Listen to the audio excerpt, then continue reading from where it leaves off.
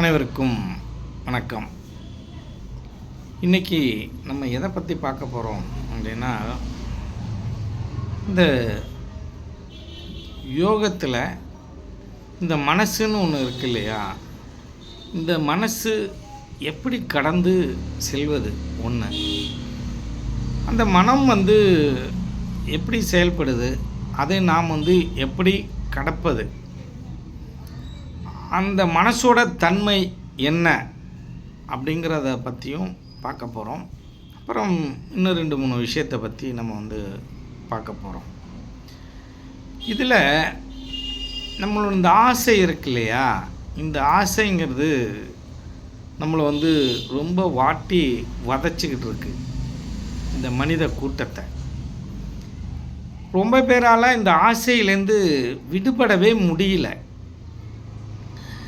விடுபட முடியாததுனால என்ன பண்ணுறாங்க, ஆசையின் வழியில் சில பேர் நடந்துடுறாங்க. இன்னொரு விஷயம் என்ன அப்படின்னால், இந்த உலகத்தில் இருக்கும் மனிதர்களுக்கு இந்த இயற்கையோட நியதியை பற்றி இங்கே ஒன்றுமே தெரியல அப்படின்னே சொல்லலாம். இவர்கள் இந்த உலகத்தில் இருப்பவர்கள் இப்போ தமிழ்நாடு இல்லை இந்தியா, இந்த இந்திய அரசியல் அமைப்பு சட்டம் அப்படின்னு ஒன்று இருக்குது. இந்த அரசியல் அமைப்பு சட்டத்தின்படி தான் இங்கே எல்லாமே இயங்கிக்கிட்டு இருக்கு. இப்போ அதை வழிமுறைப்படுத்தி தான் நீங்கள் அதன் வாயிலாக தான் நீங்கள் வாழ்க்கையை வாழ்ந்துக்கிட்டு இருக்கீங்க. அந்த சட்டத்துக்கு உட்பட்டு தான் நீங்கள் வாழ்க்கையை வாழ்ந்துக்கிட்டு இருக்கீங்க. ஆனால் மறைமுகமாக சட்டத்திற்கு அப்பாற்பட்டு நிறைய விஷயங்கள் இங்கே நடக்குது. அதை சீர்படுத்துவதற்கான வழிமுறைகள்லாம் இங்கே ஒன்றுமே இல்லை. இப்போ இங்கே என்ன நடந்துக்கிட்டு இருக்கு, இந்த தமிழ்நாடு இந்தியாவை பொறுத்த வரைக்கும் இந்த அதிகார வர்க்கம் இங்கே ஆட்சியை ஆண்டு கொண்டிருக்குது. ஆட்சி என்றால் நான் சொல்வது நீங்கள் நினைக்கிற மாதிரி ஒரு முதலமைச்சரையோ இல்லை அமைச்சரையோ அப்படி இல்லை. இப்போ இங்கே நம்ம எந்த இடத்துல வசிக்கிறோமோ அங்கே அதிகாரம் பண்ணிக்கிட்டு இருக்கிற சில நபர்கள் இருப்பாங்க. அவர்கள்தான் அந்த ஊரை ஆண்டு கொண்டு இருப்பார்கள். இப்போ அப்படி தான் அதன் வாயிலாக தான் இந்த தமிழ்நாடு இந்தியாவும் இயங்கிக்கிட்டு இருக்கு. அதை சார்ந்து நம்ம ஒரு இடத்த சார்ந்து வாழுகிறோம் இல்லையா, அங்கே ஒரு அதிகாரமாக ஒரு ஆள் இருப்பார், கொஞ்சம் பேர் இருப்பாங்கன்னு வச்சுங்க. அதை சார்ந்து தான் இந்த மனித கூட்டம் அவர்களுக்கு கீழே தான் வாழ்ந்துக்கிட்டு இருக்கு அப்படிங்கிறத நம்ம சொல்லிட முடியும். இப்போ அவங்களை மீறி சில விஷயங்கள் பண்ண முடியல அப்படின்னு நம்ம ஏற்கனவே ஒரு பதிவில் போட்டிருப்போம். அதை போல் அவங்கள மீறி பண்ண முடியல. ஆனால் அவர்களும் என்ன பண்ணணும் அப்படின்னு கேட்டிங்கன்னா, அவர்களுக்கு ஈக்குவலான ஆளுக்கிட்ட தான் அவங்க அந்த அதிகாரத்தை காமிக்கணும். இல்லை ஒரு சாதாரண ஆள்கிட்ட அந்த அதிகாரத்தை காமிச்சால் அது அந்த கீழே இருக்கிறவர் தோற்று தான் போவார். ஆனால் அதுக்கு பேர் வெற்றி கிடையாது. நீங்கள் தெளிவாக தெரிஞ்சுக்கணும். அதிகாரத்தின் கூட என்ன பண்ணணும், அங்கே அவர்களுக்குள்ள ஒரு எதுவாக இருந்தாலும், ஜெயிக்கிறதா இருந்தாலும் தோக்கிறதா இருந்தாலும் அவர்களுக்கிடையே போட்டி இருக்க வேண்டும். சாதாரண ஒரு ஏழையோ அவர்களுக்கு தகுதி கீழே உள்ள ஆள்கள்கிட்ட அவங்க அவர்களோட போட்டியை அவங்கள்ட்ட காமிக்கக்கூடாது. அதனால் அப்படி தான் இருக்கா அப்படின்னா அப்படிலாம் இல்லை. அவன் தான் வாழணுன்னா எல்லாரையும் அடித்து நவுத்திட்டு அவன் மட்டும் மேலே ஏறி போயிட்டே இருக்கான். நம்ம போன பதிவுக்குள்ளே கூட சொன்னோம் என்ன அப்படின்னா, ஒரு மனுஷனை இன்னொரு மனிதன் காலை இழுத்து தள்ளிட்டு போயிட்டே இருக்கான். இப்போ கீழே கிடக்கிறவன் எல்லாம் ஏழைகள் கீழே கடந்துக்கிட்டே இருக்கான். அதிகாரம் படைத்தவர்கள் மிகப்பெரிய கோடீஸ்வரர்கள் அவர்களை ஏறி மிதித்து போயிட்டே இருக்காங்க. இப்போ இங்கே பதுக்கிறவன் தான் பெரிய கோடீஸ்வரனாக இருக்கான். உண்மை வழியில் வாழ்பவனும் நேர்மையானவனும் எப்படி இருக்கான் அப்படின்னா, மிகவும் இங்கே வந்து ரொம்ப கஷ்டப்பட்டுக்கிட்டு இந்த உலக வாழ்க்கையை பொறுத்துக்க முடியாமல் இந்த நாட்டில் அவன் வாழ்ந்துக்கிட்டு இருக்காங்கிறது தான் உண்மையாக இருக்குது. இதற்கெல்லாம் காரணம் இதெல்லாம் மாறுமா, இதற்கெல்லாம் இதை சரி பண்ண முடியுமா அப்படின்னால், நீங்கள் மீண்டும் மீண்டும் நான் சொல்கிறேன், எத்தனை தடவை சொன்னாலும் இதான், இந்த மக்கள் கூட்டம் ஒன்றாக சேராமல் இங்கே ஒன்றுமே பண்ண முடியாது. அப்போ ரிக்வேதத்தில் ஒரு விஷயம் ஒன்று சொல்கிறாங்க. இப்போ அந்த காலத்தில்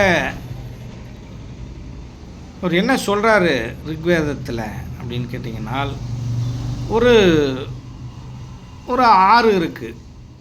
அந்த ஆற்றுல போக முடியாத ஆறு, அது எப்போதும் ஃபோர்ஸாக போயிட்டே இருக்கும். அங்கெல்லாம் கல் நிறைய கிடக்கு. அப்போ நீங்கள் என்ன பண்ணணும் அப்படின்னு கேட்டிங்கன்னா, எல்லா மனிதர்களும் ஒருத்தவங்க கை கோர்த்து என்ன பண்ணணும், அந்த ஆற்றை கடக்கணும். ஒன்று கயிறை கட்டி அந்த கயிறை பிடிச்சிக்கிட்டு கடக்கணும். அப்படி இல்லாட்டினா எல்லா மனிதரும் கயிறு கிடைக்கலாங்க. எல்லா மனிதர்களும் கைகளை கோத்து கொண்டு ஒருத்தர் ஒன்றன் பின் ஒன்றாக நீங்கள் வந்து அந்த ஆற்றை கடக்கணும். அப்படி தான் அந்த ஆற்றை கடக்க முடியும். இந்த ஆறு என்று அவர் சொன்னது, அந்த வேதத்தில் சொன்னது எதை அப்படின்னா, இந்த சமுதாயத்தை, இந்த மனிதன்ற இந்த மனிதர் கூட்டம் உன்னால் சேர்ந்தால்தான் இந்த சமுதாயத்தில் ஏதாவது பண்ணணும் அப்படின்னால், இந்த கூட்டம் ஒன்றா சேர்ந்தால் தான் பண்ண முடியும் நல்ல விஷயங்களை. ஒரு ஆற்றை கடக்கணுனாலே என்ன பண்ணும், ஒரு விஷயம் பண்ணணுன்னா இவங்கள்ட்ட ஒற்றுமை இருக்கணும் அப்படின்னு ரிக்வேதத்திலே சொல்லியிருக்காங்க. அப்போ இங்கே ஒற்றுமை இல்லாமல் ஏதாவது பண்ண முடியுமா அப்படின்னால் ஒன்றுமே பண்ண முடியாது அப்படின்றதான் உண்மை. ஒரு தனி மனிதன் பெருசாக இந்த மக்களுக்கு பெரிய அளவில் உதவி பண்ணிட முடியுமா அப்படின்னால் பண்ணிட முடியாது. ஏன் அப்படின்னு கேட்டிங்கன்னா, இங்கே குள்ளநரிகள் கூட்டம் நிறையா இருக்குது. இந்த குள்ளநரி கூட்டம் என்ன பண்ணுது, இந்த ஆடுகளை எல்லாம் பிரிச்சிடுது. பிரித்து தனியாக கொண்டு போய் அந்த நரி வந்து கடித்து சாப்பிட்டுடுது. இதுதான் இந்த உலகத்தில் நடந்துக்கிட்டு இருக்கு. மீண்டும் மீண்டும் இதை சொல்கிறேன், ஜாதியா மதமா ஏற்றத்தாழ்வா இவன் வந்து பிரிஞ்சு கிடக்கிற வரைக்கும் இந்த அதிகார வர்க்கம் இந்த ஏழைகளை மிதித்து கொண்டே செல்வார்கள். இப்போ இந்த ஏழைகள் ஒரு சில பேர் பணக்காரனாயிடுறான், அவனும் என்ன பண்ணுறான், அந்த கோடீஸ்வர கூட்டத்தில் சேர்ந்துட்டு திரும்பவும் அவனும் இந்த ஏழைகள் கூட்டத்தை மிதிக்க ஆரம்பிச்சிடறான். இப்படி இது தொடர்ந்து நடந்துக்கிட்டே இருக்குது. இதுக்கெல்லாம் ஒரு பெரிய மாற்றம் இங்கே நடக்கணுமா வேணாமா அப்படின்னா நடக்கணும். ஆனால் இதற்கெல்லாம் தீர்வு என்ன, யார் இதை வந்து வழி நடத்தி செல்வது, யாரால் இங்கே என்ன பண்ண முடியும்? நமக்கு ஒரு இடம் இங்கே அநியாயம் நடக்குதுன்னு தெரியுது, அந்த அநியாயத்தை தட்டி கேட்பது யார்? இப்போ ஏற்கனவே சொன்ன பழமொழி மாதிரி தான், பூனையின் கருத்தில் மணி கட்டுறது யார் அப்படின்ற விஷயந்தான் இங்கே. அப்போ அப்படிப்பட்ட சமுதாயத்தில் தான் நம்ம என்ன பண்ணியிருக்கோம் அப்படின்னா வாழ்ந்துக்கிட்டு இருக்கோம் நம்ம.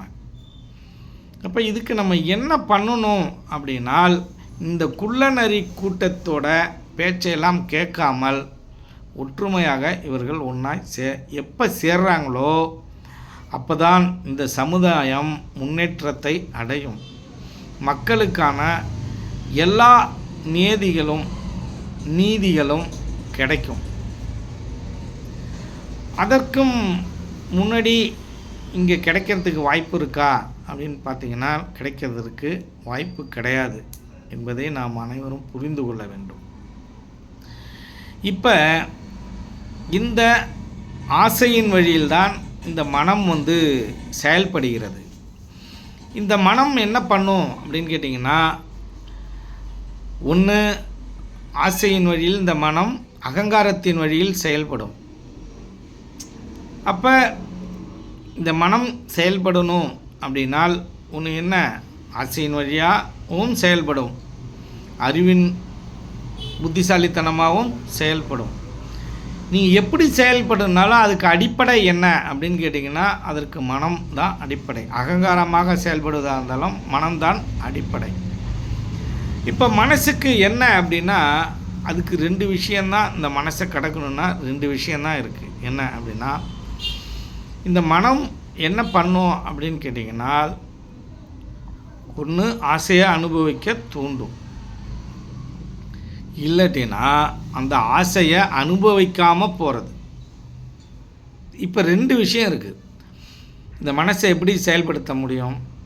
ஒன்று அனுபவிக்காமல் போகிறது ஒரு வழி, ஒன்று அனுபவிச்சுட்டு போகிறது இன்னொரு வழி.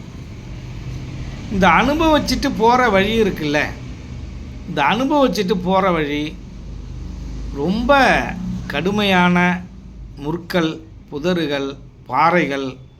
இப்போ இந்த ஆற்றை கடக்கிறதுக்கு எல்லாம் எப்படி ஒற்றுமையாக இருந்தோமோ, அப்படி இருந்து கடந்தோமோ, அதே போல் இந்த சித்த வித்தியார்த்திகள் கூட்டமும் ஒற்றுமையாக இருந்து இந்த யோகத்தின் முன்னேறுவதற்கான வழிமுறைகளை நீங்கள் செய்துக்கணும்.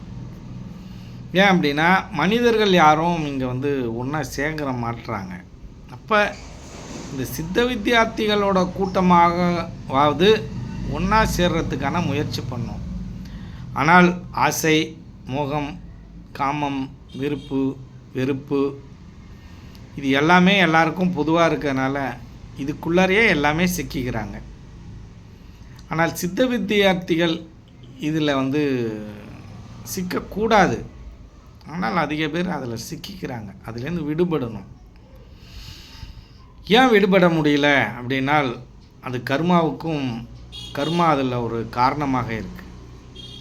இங்கே சரி, கர்மா ஒரு காரணமாக இருக்கலாம். ஆனால் இந்த சமுதாயத்தில் எல்லோருக்கும் எல்லாம் கிடைக்கணும், எல்லாரும் நிம்மதியாக வாழணும். அப்போ இங்கே எல்லாமே எப்படி இருக்கணும் அப்படின்னா, சமமாக இருக்கணும். இந்த சமத்துவங்கிறது இருக்கணும். இந்த சமத்துவத்தை எப்படி கொண்டு வர்றது அப்படின்னால், அது மிகப்பெரிய விஷயம். அதை கொண்டு வருவதற்கான முயற்சி இன்றைக்கி ஆரம்பித்தோம் அப்படின்னால், அதை தொடர்ந்து செய்வதற்கான அடுத்த சங்கிலி மாதிரி ஒரு நபர் இருந்துக்கிட்டே போயிட்டுருக்கணும்.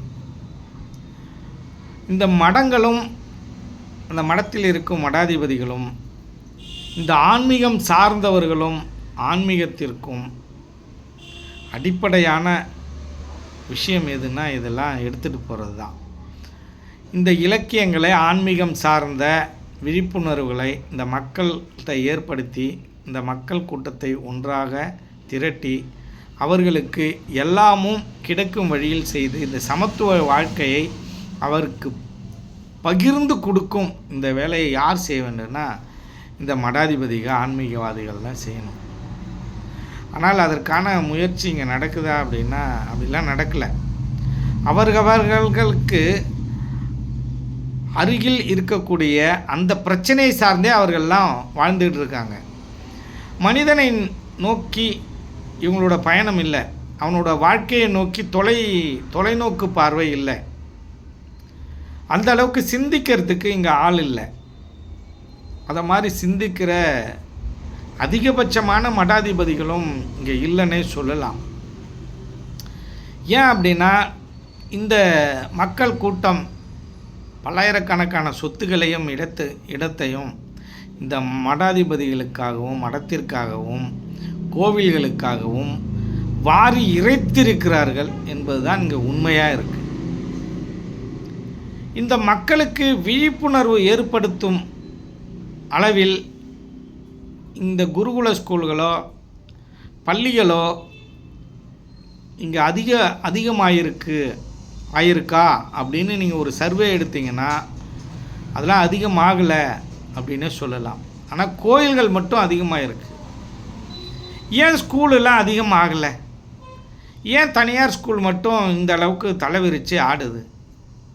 இந்த தனியார் ஸ்கூலில் இந்த ஏழை மக்களுக்கு சரியான ஒரு பணம் இல்லாத ஒரு கல்வியை கொடுக்க முடியுதா அப்படின்னால் இதெல்லாம் ஒரு பெரிய கேள்விக்குறியாகவே இருக்குது. அப்போ இந்த மனிதர் கூட்டம் இதெல்லாம் செய்வதற்கு ஏன் முற்படலை? முட்டாள்தனமான விஷயங்கள்லேயே இந்த மனித கூட்டம் சிக்கி சிக்கி சிக்கி சிக்கி அவன் முன்னேறாமலே இங்கே வந்து கடந்து உழன்று கிடக்கிறான். பலவிதமான ஆடம்பர வாழ்க்கையிலையும் பலவிதமான மூட பழக்க வாழ்க்கையிலும் உழன்று கிடக்கிறான். அவனை சரியான வாழ்க்கையில் வாழ விடாமல் வச்சிருக்கிறது எது அப்படின்னு கேட்டிங்கன்னால், இந்த ஆடம்பரமான இந்த உலகமும் அவசரமான உலகமும் இந்த கோயில்களும் மதங்களும் மத வழிபாடுகளும் இங்கே வந்து அவனை வந்து யோசிக்க விடாமல் அவனை வந்து இங்கே வந்து வச்சிருக்கு. நீங்கள் என்னைக்காவது ஒரு நாள் உட்காந்து இதெல்லாம் யோசிச்சிருக்கீங்களா? ஒரு குழுவாக இருந்து நீங்கள் இதை பற்றி எல்லாம், நம்ம பக்கத்து வீட்டுக்காரன் இவ்வளோ கஷ்டப்படுறானே, நம்ம சொந்தக்காரன் இந்த மாதிரி கஷ்டப்படுறானே, இந்த மனித கூட்டம் இந்த அளவுக்கு கஷ்டப்படுது, இதை முன்னேற்றுவதற்கான வழி என்ன? அவனும் நம்மளை போல தானே பிறந்திருக்கான், எல்லாம் மனித கூட்டம் தானே, நம்ம வந்து சமமாக தானே வாழணும். ஆனால் இந்த உலகத்தில் ஏற்றத்தாழ்வு இருக்குது, இதுக்கெல்லாம் என்ன காரணம், அடிப்படை என்ன அப்படின்னு இந்த இந்தியாவில் அதிகபட்சமாக யோசிச்சிருக்காங்களான்னா இல்லை. பெரிய பெரிய நூல்களை எழுதினவங்க எல்லாமே பார்த்திங்கன்னா மேலை நாட்டவர்கள் தான் எழுதியிருக்காங்க. ஆனால் அதற்கு அடிப்படை எங்கேருந்து போயிருக்கு அப்படின்னால், அடிப்படையான நூல்கள் நம் தமிழ்நாட்டில் இந்தியாவிலேருந்து தான் போயிருக்கு. நீங்கள் இந்த உலகத்தில் இந்த உலகத்துக்கே ஆன்மீகத்தை, ஒழுக்கமான ஆன்மீகத்தை, ஒரு முக்தியை அடையணும், ஒரு முக்தி அடைகிற விஷயத்தை இந்த உலகத்துக்கே பகிர்ந்து கொடுத்த ஒரு ஆள் யார் அப்படின்னு கேட்டிங்கன்னா நம்ம இந்தியா. அதுலேயும் குறிப்பிட்டு சொல்லப்போனால் தமிழ்நாடு. இங்கே தான் கோடிக்கணக்கான சித்தர்களும் இங்கே தான் இருந்திருக்கான், ஆன்மீகவாதிகளும் இங்கே தான் இருந்திருக்காங்க. ஆனால் இங்கே தான் அதிகமான மூட பழக்க வழக்கங்களும் இங்கே தான் இருக்குது. வெளிநாட்டிலையும் நிறைய இருக்குது. ஆனால் இது ஆன்மீக பூமி இல்லை. உண்மையான ஆன்மீகத்தை பற்றி நான் பேசுகிறேன். இந்த போலித்தனமான ஆன்மீகத்தை பற்றி நான் பேச வரல. ஏன் அப்படின்னா அது விழிப்புணர்வு இல்லாத ஆன்மீகம். ஏன், எதுக்கு, என்ன அப்படின்ற கேள்வியே இங்கே கேட்கக்கூடாதுன்னு ஒரு வேதம் சொல்லுது அப்படின்னா அந்த வேதத்தை நம்ம ஏற்றுக்கிறதா என்ன? நான் ஒரு விஷயம் சொல்கிறேன், இப்படி தான் நடந்துக்கணும், இப்படி தான் போகணும்னு சொல்கிறேன், அதை பற்றி எந்த கேள்வியுமே கேட்காம அதை ஏற்றுக்கிட்டு அந்த முட்டாள்தனத்தை நம்ம செஞ்சுக்கிட்டே இருக்கணும் அப்படின்னு ஒன்று சொல்லுதுன்னா அது எப்படி, அதை எப்படி ஏற்றுக்கிறது? ஏன், எதுக்கு, என்ன காரணம் அப்படின்னு கேட்கறது தான் என்னது இந்த சித்தர்களோட கூட்டம். அந்த தத்துவார்த்தமாக தத்துவங்களை போதிப்பது தான் இந்த சித்தர்களோட கூட்டம். ஆனால் மூட பழக்க வழக்கங்களை விதைப்பது என்பது சில வேத நூல்களில் இருக்குது. அந்த வேத நூல்கள், சில வேத நூலில் எல்லோருக்கும் சரிசமமான வாழ்க்கை அங்கே குறிப்பிடவே இல்லை. பிராமணர்களுக்கான வாழ்க்கையை தான் அது அதிகபட்சமாக அவர்களை சார்ந்தே இந்த உலகத்தை வாழச் சொல்லுது. ஆனால் அது உண்மையா அப்படின்னா இல்லை. வள்ளுவன் என்ன சொல்கிறான், இந்த விவசாயத்தை சார்ந்து வாழ சொல்கிறான். ஏன்னா பிற்காலத்தில் இந்த உணவுக்கு தான் பஞ்சம் வரப்போகுது, தண்ணிக்கு தான் பஞ்சம் வரப்போகுது. அப்போ தண்ணிக்கு பஞ்சம் வர இந்த நேரத்தில் நம்ம இந்த நீர் மேலாண்மையை நம்ம வந்து வலுப்படுத்தணும். அது மட்டும் இல்லாமல் காடுகளை வளர்க்கணும். நீங்கள் தரிசாக கிடக்கிற பூமியெல்லாம் விவசாயம் செய்து இந்த நீரை சேமிக்கணும். இந்த விவசாயம் பண்ணுறதுங்கிறது நீங்கள் நினைக்கிற மாதிரி சாதாரண விஷயம் இல்லை. நீர் மேலாண்மையே இந்த விவசாயத்தில் தான் இருக்குது.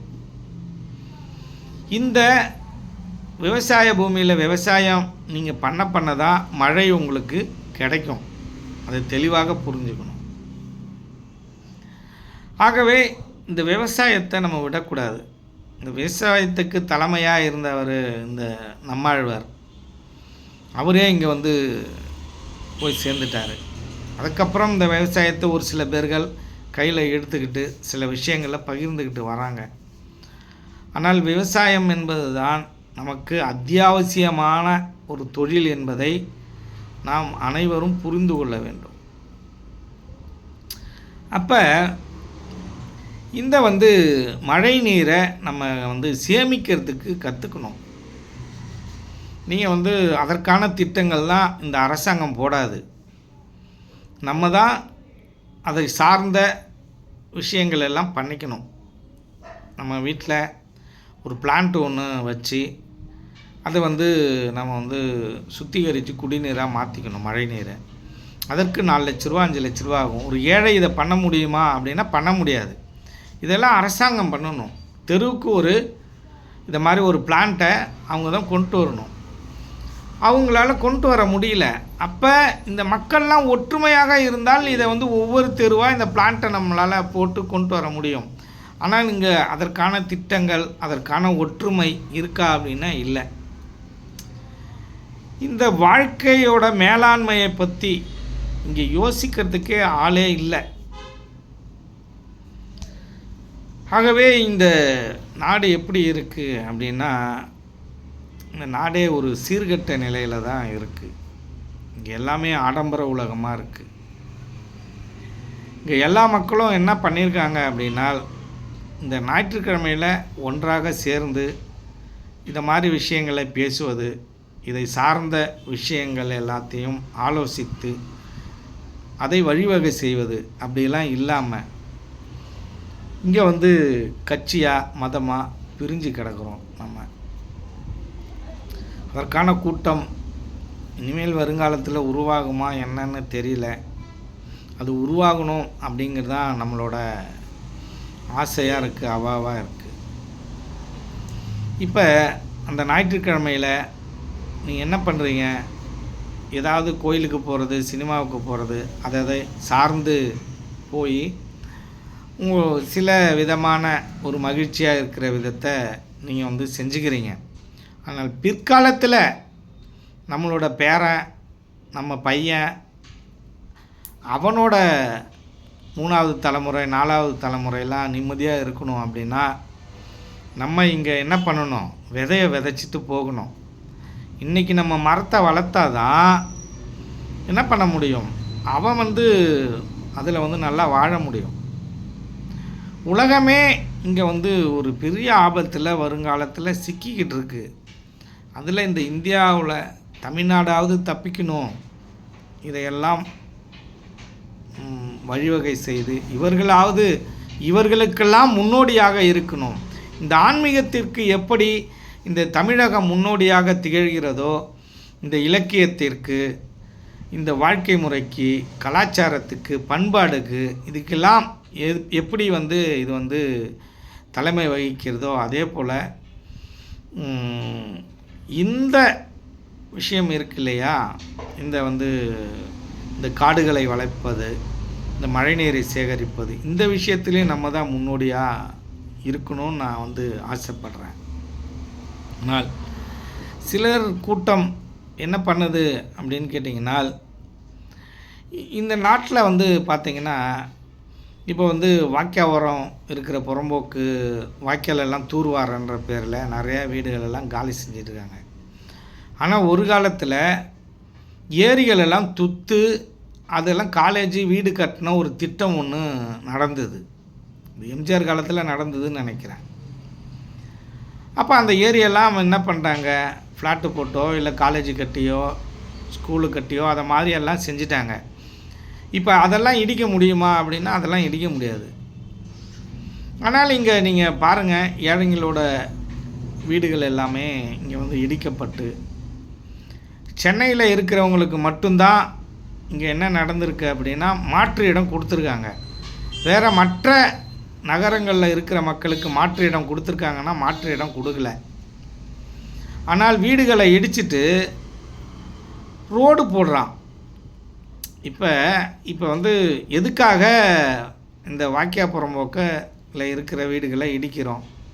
அந்த வாய்க்காலாம் அகலப்படுத்தி ஆழப்படுத்தி அந்த தண்ணியை சரியாக ஓட விடணும்.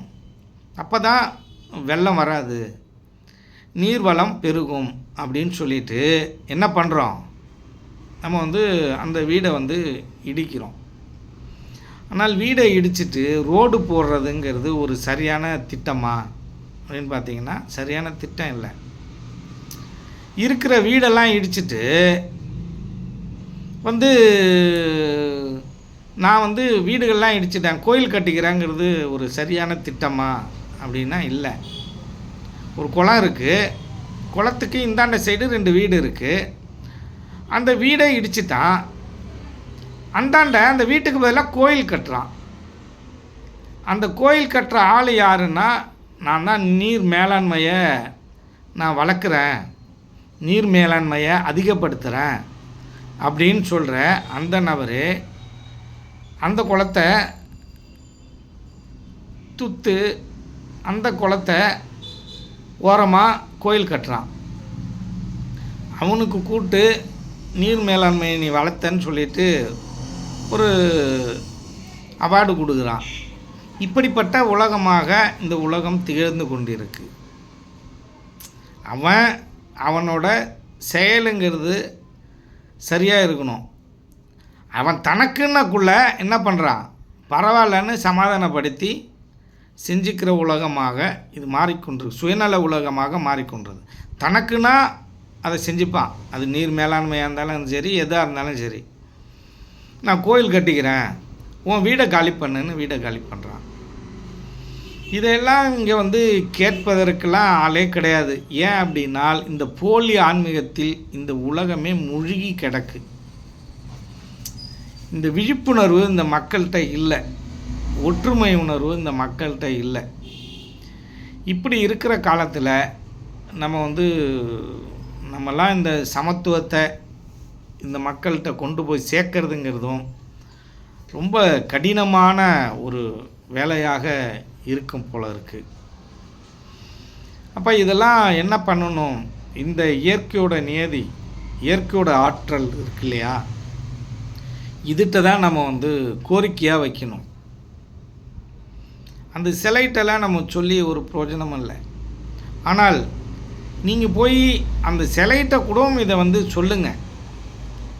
ஏன் அப்படி நீங்கள் சொல்கிறேன் அப்படின்னால், அந்த சிலைட்டை நீங்கள் சொல்லும் பொழுது உங்களுக்குள்ள ஒரு மாபெரும் சக்தி இருக்குது. அது எந்த சக்தி அப்படின்னால், இந்த மனம்ன்ற ஒரு பெரிய சக்தி. இந்த மனம்ன்ற அங்கே நீங்கள் போய் வேண்டக்குள்ள, இதை சார்ந்து நல்ல விஷயங்களை சார்ந்து நீங்கள் வேண்டக்குள்ள, இந்த மனம்ங்கிற மாபெரும் சக்திக்கு அது பதிவாகி, அது மூளையிலையும் பதிவாகி, இந்த இயற்கையிலையும் அது பதிவாகி இனி வருங்காலத்தில் இதையெல்லாம் நடப்பதற்கு வாய்ப்பு இருக்குது. உங்கள் ஆசைகள் எதுவாக இருந்தாலும் உங்கள் மனசிட்ட நீங்கள் சொல்லுங்கள்.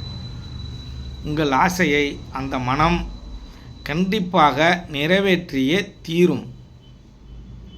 அதே போல் இந்த இயற்கை நியதியும் நிறைவேற்றியே தீரும். இதில் எந்த விதமான மாற்று கருத்தும் இல்லை. இதையெல்லாம் நாம் ஆய்வு செய்து தான் சொல்கிறோம். சாதாரணமாக அவங்கள்ட்ட இதை நான் சொல்லிடல. இது பெரிய பெரிய சித்தர்களும் மகான்களும் சொல்லியிருக்காங்க, ஆய்வாளர்களும் சொல்லியிருக்காங்க. அப்போ இப்போ நம்ம வந்து இந்த நம்மளோட ஃபாலோவர்ஸ் இருக்காங்க இல்லையா, இந்த ஃபாலோவர்ஸு ஒரு சரியான முறையில் வாழ்வதற்கும் ஒரு வந்து தன் ஆசையை நிறைவேற்ற முடியாத ஆசைகள்லாம் இருக்கு இல்லையா. நான் சின்ன வயசில் சில விஷயங்கள் ஆசைப்பட்டேன், அது எனக்கு கிடைக்கவே இல்லை. அதுக்கப்புறம் நான் வந்து எனக்கு அப்போ வந்து பொருளாதார நெருக்கடி, எங்கள் அப்பா பொருளாதார நெருக்கடியில் இருந்தார். எனக்கான ஆசைகள் நிறைவேறவே இல்லை. அப்போ அதை நிறைவேற்றிக்கிறது எப்படி, ஏன்னா காலம் கடந்துடுச்சு, அதை நிறைவேற்றிக்கிறது எப்படி. இப்போ அதுக்கப்புறம் இளம் பருவத்தில் நம்ம வந்து அந்த இளம் பருவத்தில் காதல் வயப்படாத ஆட்களே அதிகமாக இருக்க மாட்டார்கள். ஒரு சில பேர் அதெல்லாம் செஞ்சுருக்க மாட்டாங்க, அதில் ஒரு சில பேர் தான் விதிவிலக்கு. அப்போ அவர்களுக்கு அதை மாதிரி விஷயங்கள்லாம் நடந்திருக்காமல் இருக்கும். அம்மா அப்பாட்ட போய் நீங்கள் சொல்லியிருப்பீங்க, அவங்க ஒத்துருந்துருக்க மாட்டாங்க. அதை தவிர்த்து வேறு பொண்ணை உங்களுக்கு கல்யாணம் பண்ணி வச்சுருவாங்க. ஆனால் வேறு வழி இல்லாமல் அந்த வாழ்க்கையிலேயே நிம்மதியாக நான் வாழ்வதைப் போல் நடித்து வாழ்ந்து கொண்டிருக்கும் ஏகப்பட்ட கூட்டம் இங்கே இருக்குது. ஆனால் அதையெல்லாம் அந்த கட்டிக்கிட்டு வந்த அந்த மனைவிட்ட சொல்ல முடியுமா? நான் சொல்ல முடியாது. சொன்னால் பெரிய பிரச்சனை, பூகம்பமே வெடிக்கும். அப்போ நீங்கள் என்னதான் எவ்வளோதான் சம்பாதிச்சாலும் என்னதான் நடந்தாலும் அந்த சிறு வயசில் இருந்த அந்த காயம், அவங்க அம்மா அப்பா வாயிலாக உருவாக்கப்பட்ட அந்த காயங்கிறத நீங்கள் சரி பண்ணவே முடியாது. உங்களுக்கே 90 வயசு ஆகியிருந்தாலும் உங்கள் அப்பா அம்மா அந்த மாதிரி செஞ்சதுனால அது உங்களால் இன்னைய வரைக்குமே அந்த காயங்கிறது ஆறாமலே இருக்கும். அப்போ இதை எப்படி சரி பண்ணுவது? இப்போ இந்த ஆசையை எப்படி நிறைவேற்றுவது? அவங்களுக்கு கல்யாணம் ஆகிடுச்சு, இதுக்கு தீர்வு ஏதாவது இருக்கானா? இதுக்கு என்ன பண்ணுவது? ஆனால் இதில் ஒரு பிரச்சனை இருக்குது. என்ன அப்படின்னா, சில பெண்கள் தவறான பெண்களாக இருந்திருப்பார்கள். அந்த பெண்கள் தவறாக இருக்கும் பொழுது சில அம்மா அப்பாக்கள் ஒத்துக்க மாட்டாங்க. ஆனால் பிற்காலத்தில் அந்த பொண்ணு தவறான பொண்ணுன்னு நினச்சி நீங்கள் என்ன பண்ணுவீங்க? விட்டுடுவீங்க. உங்கள் மனம் விட்டுடும். ஆனால் சரியாக பெண்ணாக இருக்கும் பொழுது உங்கள் மனம் அதிலே லயிச்சு இருக்கும், அதையே நினச்சிக்கிட்டு இருக்கும். அப்போ அவர்களுக்கு என்ன பண்ணுறது அப்படின்னா, இதையெல்லாம் சார்ந்து ஒரு தியானம் ஒன்று இருக்குது. அதுதான் நான் உங்களுக்கு சொல்லிக் கொடுக்க போகிறேன். எதெல்லாம் நமக்கு கிடைக்காதெல்லாம் எது அப்படின்றத பற்றி பார்த்துருவோம். இந்த உலகத்தில் இன்றைக்கி பெரிய கோடீஸ்வரர்கள் பணக்காரர்களாக இருந்திருக்கலாம். ஆனால் முற்காலத்தில் மிகவும் ஏழ்மையாக இருந்திருப்பார்கள். அவர்கள் ஆசைப்பட்ட வாழ்க்கை, ஆசைப்பட்ட நிறைய விஷயங்கள் இருக்கும். உணவுப் பொருள், நிறைய விஷயங்கள் இருக்கும். அதெல்லாம் கிடைக்காமலே இருந்திருக்கும். ஆனால் அது இந்த நேரத்தில் உங்களுக்கு நீங்கள் வசதி படைத்தவனா கிடச்சிருக்கும். ஆனால் ஒரு சில விஷயங்கள் கிடைக்காமலே இருக்கும். அதை எப்படி நம்ம மேனேஜ் பண்ணுவது அப்படிங்கிறத பற்றி நம்ம பார்ப்போம். இப்போ நம்ம என்ன பண்ணுவோம்? இந்த உலகத்தில் பார்த்திங்கன்னா, எல்லாருக்குமே இந்த உலகத்தில் டாக்டர் ஆகணும், இன்ஜினியர் ஆகணும், இங்கே பெரிய பெரிய பதவியை பற்றி தான் ஆசைப்படுவான். எல்லா அப்பாக்களும் தான் பிள்ளைய அப்படி தான் இருக்கணும் ஆசைப்படுவான்.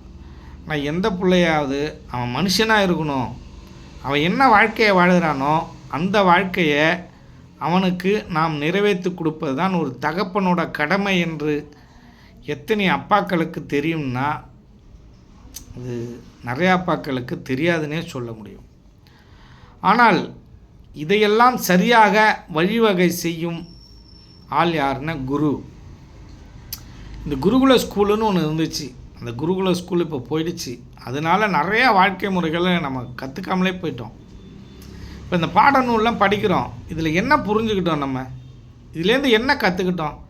அதை அப்படியே படிக்கிறோம், அதை அப்படியே மனப்பாடம் பண்ணி திரும்பி போய் அங்கே அந்த பேப்பரில் வாந்தி எடுத்து எக்ஸாம்னு ஒன்று எழுதுகிறோம், அவன் பாஸ்ன்னு போட்டுறான், ஏதோ ஒரு வேலைக்கு போகிறோம்.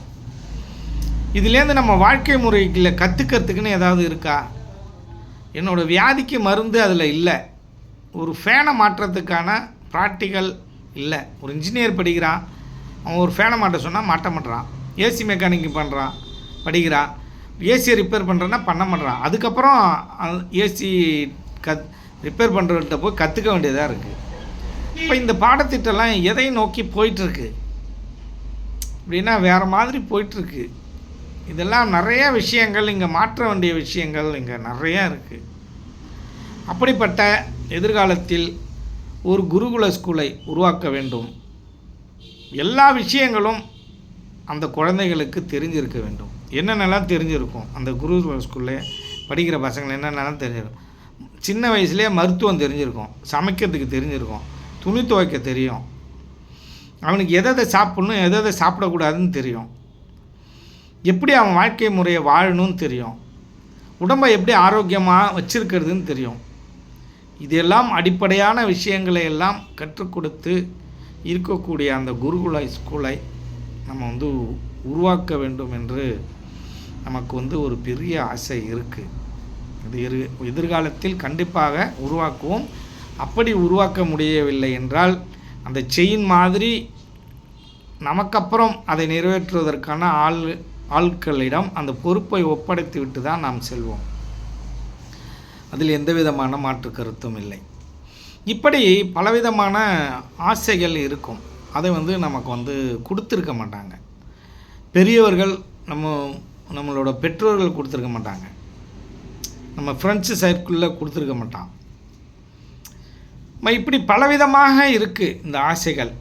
இந்த ஆசைகளை பற்றி நம்ம வந்து அடுக்கிக்கிட்டே போகலாம். நம்ம ஆசைப்பட்ட படிப்பை படிக்க விடலை, வேறு ஒன்று படிச்சிட்டோம். இப்படி நம்ம ஆசைப்பட்ட மாதிரி குழந்தைங்க இல்லை. அப்போ நம்ம ஆரோக்கியமாக இருக்கணும்னு நினச்ச மாதிரி நம்ம உடல் வந்து ஆரோக்கியமாக இல்லை. ஆனால் அதற்கு நம்ம உடம்பு ஆரோக்கியமாக இல்லை அப்படின்னாலே நீங்கள் என்ன புரிஞ்சுக்கணும்? நான் அதிக பாவம் பண்ணியிருக்கேன்னு நீங்கள் புரிஞ்சுக்கணும். அது கர்மா வழியில் தான் வந்திருக்குங்கிறத புரிஞ்சுக்கணும். அதற்கு அப்புறம் இந்த மனிதர் கூட்டத்திற்கு நீங்கள் தர்மம் பண்ணணும். ஏன்னா நம்ம ஒரு மனிதனுக்கு தான் துரோகம் பண்ணியிருப்போம், அதே மனிதனுக்கு தான் நல்லது பண்ணி அதை ஈக்குவல் பண்ண முடியும். அதை தெளிவாக தெரிஞ்சுக்கணும். ஒரு கல் சிலைக்கோ உண்டியல்லையோ பணம் போட்டிங்கன்னா எந்த பாவமும் உங்களுக்கு வந்து கரையாது. அப்போ மிகப்பெரிய இன்பத்தை, மிகப்பெரிய ஆசையை நிறைவேற்றக்கூடிய இந்த தியானத்தை தான் நம்ம வந்து இப்போ வந்து நம்மளோட ஃபாலோவர்ஸுக்காக இதை கற்றுக் கொடுக்க போகிறோம். இது ஒன்றும் மிகப்பெரிய தியானமும் இல்லை, மிக சிறிய தியானமும் கிடையாது. இது ஒரு நடுநிலையான ஒரு தியானம். ஆனால் இந்த தியானம் தான் நீங்கள் அதிக ப்ரெஷரில் இருக்கீங்கன்னு வச்சுங்க. ஒருத்தவங்க மேலே ரொம்ப ப்ரெஷரில் இருக்கீங்க, ஒரு ப்ரெஷர் ஏறி இருக்குது, அந்த ப்ரெஷரை குறைக்கணும். அப்போ ஆழமான மூச்சை கீழே இழுத்து விடணும். அது ஒரு வழி. ஆனால் அது முழுமையாக எப்படி குறைப்பது? இப்போ ஒரு பாஸ் உங்களை கண்ணம்னா திட்டாரு. இப்போ உங்களுக்கு ஒரு எதிரி இருக்கான். அந்த எதிரியை உங்களால் ஒன்றுமே பண்ண முடியல. நீங்கள் அந்த உங்களோட எதிரியை நீங்கள் வந்து ஏதாவது செய்யணும்னு நினைக்கிறீங்க, அடிக்கணும்னு நினைக்கிறீங்க, இல்லை ஓங்கி ஒரு அறை விடணும்னு நினைக்கிறீங்க. நேரில் விட்டுட முடியுமா? அதை மாதிரி செஞ்சிட முடியுமானா செய்ய முடியாது. மறுநாளும் அவர் தான் பாஸ். அப்போ எதுவும் செய்ய முடியாது. உங்களுக்கு கோபம், அந்த கோபத்தினால உங்களுக்கு ப்ரெஷர் ஏறுது. அந்த கோபத்தை, அந்த விஷயங்களை எப்படி கட்டுப்படுத்துவது, என்ன செய்தால் கட்டுப்படுத்த முடியும் அப்படின்னால் அதற்கென்று ஒரு தியானம் இருக்குது. இப்போ இப்படியெல்லாம் எதெல்லாம் நம்மளால் செய்ய முடியாதோ, எதெல்லாம் நம்ம ஆசைக்கு உட்படலையோ அதையெல்லாம் அனுபவிப்பதற்கும், எதெல்லாம் செய்ய முடியலையோ அதை செய்வதற்கும் ஒரு வகையான தியானம் இருக்குது. அந்த தியானத்திற்கும் அந்த சித்த வித்தைக்கும் மற்ற வாசியோக பயிற்சிகளுக்கும் எந்த விதமான சம்பந்தமும் இல்லை. இந்த தியானத்துக்கு பெயர் ரிலாக்ஸேஷன் தியானம் என்று பெயர். மனதையும் இந்த ஜீவனையும் தளர்வுபடுத்திப்பதற்கான ஒரு தியானம். நம் ஆசையை இந்த கற்பனையின் வழியில் நிறைவேற்றி கொள்வதற்கான ஒரு தியானம் இது. அதை நீங்கள் தெளிவாக புரிஞ்சுக்கங்க. இது ஒரு சைக்காலஜிக்கலான ஒரு தியானம். இது வந்து தத்துவார்த்தமான ஒரு தியானம். அப்படி வச்சுங்க. உங்களை உங்களோட ஸ்ட்ரெஸ்லேருந்து விடுபட வைப்பதற்கான ஒரு வகையான தியானம். இப்போ வந்து நீங்கள் வந்து கண்ணை மூடிக்கணும். கண்ணை மூடிக்கிட்டு உங்களோட கண் இருக்கு இல்லையா, அந்த கண் ரெண்டும் உங்களோட நெற்றி பகுதியை பார்க்கணும். இந்த பகுதியை பார்க்கணும். நீங்கள் வந்து சுகாசனம் எப்போதும் நம்ம சாப்பிட்ற மாதிரி உட்காந்துக்கிட்டு நிமிர்ந்து இருக்கணும். தளர்வாக இருக்கக்கூடாது, நிமிர்ந்து இருக்கணும். விரைச்ச மாதிரி இருக்கக்கூடாது, லேசாக நிமிர்ந்த நிலையில் இருக்கணும். இந்த கண் ரெண்டும் இந்த புருவ மத்தியத்தை பார்க்கணும், இல்லாட்டினா மேலே பார்க்கணும், கீழே பார்க்கக்கூடாது. கீழே பார்த்தாலும் நீங்கள் மேலே தான் பார்க்கணும். நம்ம ஒரு சினிமா பார்க்குறோம். இப்போ எழுத்தாப்பில் ஒரு தேட்டரில் சினிமா பார்க்குறோன்னு வச்சுக்கோங்க. டிவி பார்க்குறோம். டிவி எங்கே பார்ப்போம் அப்படின்னா மேலே தான் பார்ப்போம். கண்ணை உயர்த்தி அந்த மேலே தான் பார்ப்போம். இல்லைன்னா நேர் பகுதியில் பார்ப்போம். அப்படி உங்கள் கண்களை வைத்து கொள்ள வேண்டும். மேலே பார்க்குற மாதிரி, சினிமாவை மேலே பார்க்குற மாதிரி கண்ணை மூடிக்கிட்டு நீங்கள் வந்து நினச்சிக்கிட்டு இப்போ என்ன பண்ணுறீங்க அப்படின்னால், நீங்கள் வந்து ஒரு பெரிய உங்களுக்கு பிடிச்ச இடம், அந்த பிடிச்ச இடத்த உங்களோட நினைவில் கொண்டு வரணும். உங்களுக்கு ரொம்ப அந்த இடத்துக்கு போனால் தான் ரொம்ப உங்களுக்கு பிடிக்கும் அப்படின்ற இடத்துக்கு நீங்கள் வந்து அந்த இடத்துல உட்கார்ந்து இருக்கிறதா ஒரு கற்பனை பண்ணிக்கணும். உங்களுக்கு பிடிச்ச இடம், அந்த இடத்துல நீங்கள் உட்காந்துருக்கீங்க. ஒரு பூங்கா இல்லாட்டினா மிக பசுமையாக இருக்கிற இடம், தேக்கடி இல்லை பொள்ளாச்சி பகுதி இல்லை ஊட்டி கொடைக்கானல், எந்த பகுதி உங்களுக்கு பிடிக்குமோ அந்த பகுதி, அந்த இடத்துல உங்களை சுற்றி பசுமையாக இருக்குது. உங்களுக்கு என்னெல்லாம் பிடிக்கும், ஒரு மானை பிடிக்கும், இல்லை யானையை பிடிக்கும், அதையெல்லாம் அங்கே என்ன பண்ணுது அப்படின்னு கேட்டிங்கன்னா, அந்த ஒரு பெரிய ஒரு பசுமையாக இருக்கிற ஒரு பெரிய ஒரு திடல், ஒரு இடம், அந்த இடத்துல மான், யானை, உங்களுக்கு என்னதெல்லாம் பிடிக்குமோ அங்கே வந்து அதுங்க வந்து அந்த புல்லை மேய்ஞ்சிக்கிட்டு இருக்கு. உங்களுக்கு பிடிச்ச மிருகங்களை நீங்கள் வச்சுங்க, பிடிக்காத மிருகங்கள்லாம் விட்டுடுங்க. அந்த பிடிச்ச அந்த மிருகங்களுக்கு நீங்கள் போய் என்ன பண்ணுறீங்க, உணவளிக்கிறீங்க. போய் உங்களுக்கு ஏதோ ஒரு புல்லை கொடுக்குறீங்க. இப்போ இந்த தானம் தர்மம்லாம் பண்ண முடியாத சில நபர்கள் இருப்பாங்க. ஆனால் மனசுக்குள்ளே ஆசை இருக்கும், தானம் பண்ணணும், தர்மம் பண்ணணும், எல்லாருக்கும் வாரி வாரி கொடுத்துக்கிட்டே இருக்கணும், எல்லாருக்குமே இந்த கர்ணன் போல் வாழணுன்ற ஒரு ஆசை இருக்குது. இப்போ எனக்கெல்லாம் பார்த்திங்கன்னா இந்த கர்ணன் போல் வாழணும் அப்படின்ற ஒரு ஆசை இருக்குது. அதுக்கப்புறம் இந்த அட்சய பாத்திரம் இருக்கு இல்லையா, எனக்கு வந்து ஒரு 2 அட்சய பாத்திரம் வேணும். அந்த 2 அட்சய பாத்திரத்தில் ஒரு அட்சய பாத்திரத்தில் வெறும் சாப்பாடாக வரணும், ஒரு அட்சய பாத்திரத்தில் வெறும் பணமாக வரணும். இந்த சாப்பாடையும் எடுத்து கொடுத்துக்கிட்டே இருக்கணும், இந்த பணத்தையும் எடுத்து கொடுத்துக்கிட்டே இருக்கணும். இப்படியே கொடுத்துக்கிட்டு இருந்தால் இந்த உலகம் என்ன ஆகும், மாறிட்டு. இப்போ இந்த மேஜிக்லாம் பண்ணுறான்ல, வந்து இந்த உலகத்தை நான் மாற்றிடுவேன், நான் வந்து பெரிய மகான் அப்படின்னு இங்கே போய் சொல்லிட்டு தெரிஞ்சுக்கிட்டு இருக்கான்ல, இப்படிப்பட்ட அட்சய பாத்திரத்தை உருவாக்கி எல்லாருக்கும் இந்த பணத்தை கொடுத்துடலாம்ல. இப்படி ஒரு விஷயத்த ஒருத்தர் செஞ்சார். அது வந்து உங்களுக்கு வந்து ஏற்கனவே சில பேருக்கு இந்த கதை தெரிஞ்சிருக்கும். நித்யானந்தர் அப்படின்னு சொல்லிட்டு ஒருத்தர் இருக்கார். இந்த நித்யானந்தரில் உண்மையான நித்யானந்தர் நம்ம சிவானந்த பரமஹம்சரோட சிஷ்யர். அவர் வந்து ஒரு கடுமையான ஒரு யோகி. அப்போ வித்தையை கற்றுக்கிட்டோன்னா அவர் போய் நேராக ஒரு மரத்துக்கு மேலே உட்காந்துட்டார்.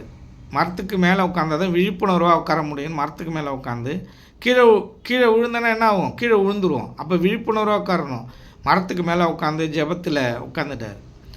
நாள் கணக்கில் ஜபத்தில் உட்காந்து முக்தி அடைஞ்சிட்டார். முக்தி அடைஞ்ச வாரம் அவருக்கு தாங்க முடியல, ரொம்ப சந்தோஷப்பட்டார். அப்போ அவருக்கு சித்து வல்லான்னு ஒரு எண்ணம் வந்துச்சு. சரி அதை செக் பண்ணி பார்க்கணும் அப்படின்னு அந்த மலையிலேருந்து கீழே இறங்கி வந்தார்.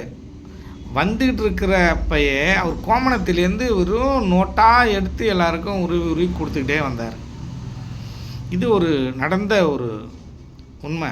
இன்னும் நிறைய பேர்களுக்கு அவர் வந்து உதவி செஞ்சுருக்காரு. அதனால் அவர் பல இடர்பாடுகளை சந்தித்தார். அப்போ இந்த போலி கூட்டம்லாம் இதை மாதிரி ஒரு அட்சய பாத்திரத்தை உருவாக்கி அதுலேருந்து பணம் எடுத்து கொடுக்கலாம்ல, அப்படிலாம் கொடுக்க மாட்டான். அப்படி கொடுக்கவும் முடியாது.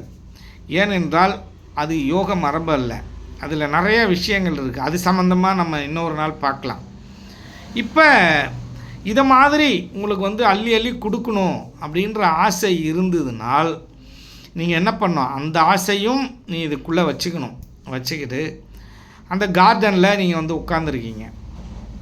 இப்போ நீங்கள் உங்கள் பிடிச்சவங்க கூட யார் கூடலாம் வாழ்க்கை நடத்தணும் அப்படின்னு நினைக்கிறீங்களோ அவங்க கூட எப்படிலாம் வாழ்க்கை நடத்தணும் அப்படின்னு நினைக்கிறீங்களோ அவங்க கூட நீங்கள் வாழ்க்கை நடத்துங்க. இந்த பக்கம் ஒரு குளம், அழகான குளத்தில் வந்து மீன்கள்லாம் இருக்குது. அதுக்கு போய் நீங்கள் என்ன பண்ணுறீங்க, பொரியெல்லாம் போடுறீங்க, அதுக்கு ஒரு உணவளிக்கிறீங்க. இந்த பக்கம் ஒரு குளம், அந்த குளத்தில் என்ன பண்ணுறீங்க, காலையில் எழுந்திரிச்சு போய் நீச்சல் அடித்து குளிக்கிறீங்க, உங்கள் ஃப்ரெண்ட்ஸுங்க கூடலாம் குளிக்கிறீங்க. அப்படி ஒரு கற்பனை பண்ணிக்கிங்க. அங்கேருந்து வரீங்க, அங்கேருந்து வந்து உணவு சாப்பிட நீங்கள் உட்காடுறீங்க. உணவு சாப்பிட உட்கார உங்களுக்கு பிடிச்ச உணவு, அந்த வீடு எப்படி இருக்குது அப்படின்னா உங்களுக்கு பிடிச்ச மாதிரி கற்பனை பண்ணிக்கிங்க. அதை மாதிரி ஒரு வீட்டில் உட்காந்து உங்கள் உணவை சாப்பிட்றீங்க. யாரெல்லாம் உங்களுக்கு பிடிக்குமோ அவங்க கூட உட்காந்து சாப்பிட்றீங்க. யாருக்கு நீங்கள் ஊட்டணும்னு நினைக்கிறீங்களோ ஊட்டலாம், எது வேணுமோ உங்கள் கற்பனையில் செஞ்சுக்கலாம். அந்த கற்பனைக்குன்னு ஒரு திறன் இருக்குது.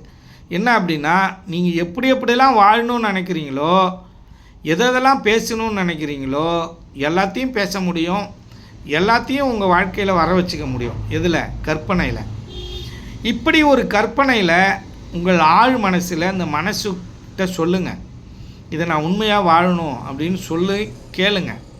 அந்த கற்பக விருட்சம் உங்களுக்கு இந்த வாழ்க்கையை கொடுக்கும் என்பதில் நமக்கு எந்த விதமான மாற்று கருத்தும் கிடையாது. இந்த வாழ்க்கை கண்டிப்பாக உங்களுக்கு நடந்தே தீரும், இந்த இயற்கை உங்களுக்கு கொடுத்தே தீரும். அது எப்போங்கிறது தான் அது பிரச்சனை. அதை பற்றி நம்ம அப்புறம் பார்த்துக்கலாம். அப்போ நீங்கள் வந்து ரொம்ப திருப்தியாக சாப்பாடு சாப்பிட்டுட்டீங்க. அப்புறம் நீங்கள் எப்படிலாம் படிக்கணும்னு நினைக்கிறீங்களோ அங்கே போய் காலேஜுக்கு போகிறீங்க, படிக்கிறீங்க. உங்களை நீங்கள் வந்து யாரை, ஒரு பெண்ணை பார்க்கணுன்னு நினைக்கிறீங்கன்னா பார்க்குறீங்க, பழகுறீங்க. எப்படி வேணுமோ உங்களோட ஆசைகள் எல்லாம் கற்பனை பண்ணி அப்படியே கற்பனை பண்ணிக்கிட்டே வாங்க. உங்களுக்கு பிடிச்ச மாதிரி வாழ்க்கை வாழுறீங்க, பிடிச்ச வேலைக்கு போகிறீங்க. அடுத்தது உங்களுக்கு பிடிச்ச மாதிரி அம்மா அப்பாவை நீங்கள் இமேஜ் பண்ணிங்க. அம்மா அப்பா எல்லாமே பிடிச்சவங்க தான், ஒரு சில அம்மா அப்பாக்கள் சரியில்லாமல் இருப்பாங்க. இப்போ அவங்களுக்கு பிடிச்ச மாதிரி அம்மா அப்பா வந்து நீங்கள் கற்பனை பண்ணிக்கிங்க. கற்பனை பண்ணிக்கிட்டு அப்படியே ஃபாலோ பண்ணி போயிட்டே இருங்க. அப்புறம் உங்களுக்கு முதுமை, அந்த முதுமையில் எப்படி வாழணும், பேரம்பத்தி எப்படி வாழணும், எல்லாத்தையும் உங்களுக்கு ஆசைப்பட்ட எல்லாத்தையும் அப்படியே கற்பனையில் அழகாக கொண்டு வரணும். ஒரு அழகான காட்சியாக கொண்டு வந்து அதை கூட நீங்கள் வழி நடத்தி வாழ இந்த கற்பனையெல்லாம் கண்ணை மூடி உங்கள் நெத்தியில் நடக்கணும். அப்போ உங்களுக்கு வந்து இதை மாதிரி அப்படியே வாழ்ந்துக்கிட்டே இருக்கீங்க. இப்படி ஒரு தியானம் அப்படியே டெய்லி இப்படியே வாழுங்க. இந்த தியானம் ஒரு அரை மணி நேரம், உங்களால் எவ்வளோ நேரம் இருக்க முடியுமோ இந்த தியானத்தை நீங்கள் பண்ணலாம். உங்களுக்கு ஆசையெல்லாம் மற்ற எல்லாத்தையும் கற்பனை பண்ணி முடிச்சுட்டுங்க. அதுக்கப்புறம் ஒரு 5 நிமிஷம் மெதுவாக உட்காந்து அப்படியே இருந்து அதுக்கப்புறமா மெதுவாக கண்ணை திறங்க. அதுக்கப்புறம் உங்கள் செயல்கள் எல்லாம் நீங்கள் செய்யுங்க. ஆசையாக பேசணும்னு நினைக்கிற ஆள்கிட்டலாம் ஆசையாக பேசுங்க. உங்கள் கோபத்தை வெளிப்படுத்தக்கூடிய ஆள்கிட்ட கோபத்தை வெளிப்படுத்துங்க. மன்னிக்கக்கூடிய ஆள்களெல்லாம் மன்னிச்சிருங்க. நீங்கள் யாரையாவது அடிக்கணும்னு நினைக்கிறீங்களா, உங்கள் ப்ரெஷர் அதிகமாக இருக்குது, ஆஃபீஸ்லேயும் வேகமாக வாங்க, இந்த தியானத்தில் உட்காந்துங்க. உட்காந்து கொஞ்சம் நேரம் அந்த கார்டனுக்குள்ளே போங்க, அவரை கொண்டு வாங்க. ஒன்று அவரை மன்னிச்சிருங்க, இல்லைன்னா அவரை அடிங்க. அடித்தோடனே உங்கள் கோவம்லாம் குறைஞ்சிரும். அடிச்சுட்டு அவரு மன்னிப்பு கேட்க வைங்க. இல்லை அடித்த தவிர நீங்கள் மன்னிப்பு கேளுங்க, விட்டு கொடுத்து போங்க. எல்லாத்தையும் விட்டு கொடுத்து போயிட்டே இருங்க. நீங்கள் போக போக உங்களுக்கு உள்ளுக்குள்ளே ஒரு ஆனந்தம், ஒரு இன்பம், ஒரு அன்பு, இது எல்லாம் வெளிப்படுறத உங்களால் பார்க்க முடியும். இதையெல்லாம் அழகாக நம்பிக்கையோடு அனுபவிக்கணும். அப்படி நம்பிக்கையோடு அனுபவிப்பவர்களுக்கு இந்த தியானம் மிகவும் அழகாக முடியும். அப்படி நம்பிக்கை இல்லாமல் செய்தீர்களேயானால் இந்த தியானம் சரியாக முடியாது. ஆகவே இதையெல்லாம் நடக்கும்ன்ற நம்பிக்கையோடு நீங்கள் வந்து இதை செய்யுங்க. கண்டிப்பாக இது இந்த இயற்கை நிறைவேற்றிய தீரும் என்பதில் நமக்கு எந்த விதமான மாற்று கருத்தும் இல்லை. எப்படி நீங்கள் உறுதியாக சொல்கிறீங்க தீரும் அப்படின்னு? இந்த இயற்கை நீங்கள் ஆசைப்பட்டதை கொடுத்தே ஆகணும், நடத்தியே தீரும், அதில் மாற்று கருத்தே இல்லை. நான் தெளிவாக சொல்கிறேன். இது வந்து நான் சொன்னதில்லை, சித்தர்களும் மகான்களும் சொன்னது. மீண்டும் சொல்கிறேன், ஆராய்ச்சியாளர்கள் சொன்னது. நாமும் நம்மளோட அனுபவத்திலிருந்து இதை சொல்கிறோம். சாதாரண அனுபவம் இல்லை, இது நீண்ட அனுபவம். இந்த அனுபவத்திலிருந்து நாம் இதை வந்து உங்களுக்கு கற்பிக்கிறோம். இதை அலட்சியப்படுத்தாமல் செய்து கமெண்டில் இதை பற்றி நீங்கள் சொல்லுங்கள். நன்றி, வணக்கம்.